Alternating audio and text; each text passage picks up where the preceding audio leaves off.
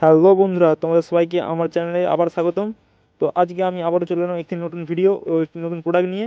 তো আজকে আমি তোমার সামনে আনবক্সিং করছি একটি ফোল্ডেবল ওয়ার্ড্রপ। তো চলো এটাকে আমরা ঝটাপট খুলে ফেলি। তো এখন আমরা সমস্ত টেপগুলি চটপট কেটে ফেলবো, দেখি যেটা থেকে কি বেরিয়ে আসে। তো দেখতেই পাচ্ছ ভিতর থেকে বেরিয়ে চলে এলো আমাদের এক গুচ্ছ পাইপ, এক সেট প্লাস্টিকের জয়েন্ট ও একটি কভার। তো আমরা এগুলি কেটে সাইড করে নেবো। তো প্যাকেট থেকে বেরিয়ে আসলো আরেকটি ম্যানুয়াল, যেই ম্যানুয়ালটি দেখে আমরা এখন এটি অ্যাসেম্বল করতে শুরু করে ফেলবো। তো চলো আমরা এটা ফটাফট করে পুরোটি তৈরি করে ফেলি। তো এটি আমি ফ্লিপকার্ট থেকে অর্ডার করেছিলাম অনেকদিন আগেই। তো প্রোডাক্টটি একজনের হাতে পেয়ে এটি অ্যাসেম্বলি করতে শুরু করেছি, তাই সেটটি তোমাদের সঙ্গে শেয়ার করছি। তো দেখতে পাচ্ছ আমাদের নিচের বেসটি তৈরি হয়ে গেছে।